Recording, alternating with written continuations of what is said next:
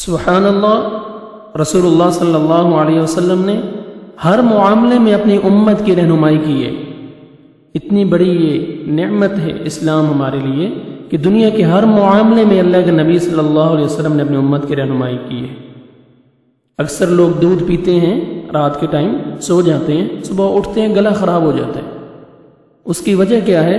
اللہ کے نبی صلی اللہ علیہ وسلم ہمیں کیا رہنمائی کرتے ہیں اس معاملے میں؟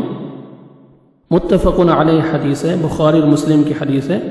عن عبداللہ ابن عباس رضی اللہ عنہما قال، عبداللہ ابن عباس رضی اللہ عنہما فرماتے ہیں، ان رسول اللہ صلی اللہ علیہ وسلم شرب لبنا فمضمض، اللہ کے نبی صلی اللہ علیہ وسلم نے دودھ پی کر کلی کی۔ وقال ان له دسما، اور فرمایا یقیناً دودھ میں چکنہٹ ہوتی ہے، اس میں کریم ہوتی ہے، جب بھی آپ دودھ پئیں لازم آپ کلی کریں۔ یہی وجہ ہوتی ہے کہ ہم دودھ پی کے سو جاتے ہیں تو منہ میں وہ کریم کی وجہ سے، اس چکنہٹ کی وجہ سے ہمارا گلا خراب ہو جاتا ہے۔ کتنی حکمت ہے، اللہ کے نبی صلی اللہ علیہ وسلم کتنی رہنمائی فرمائی، سبحان اللہ۔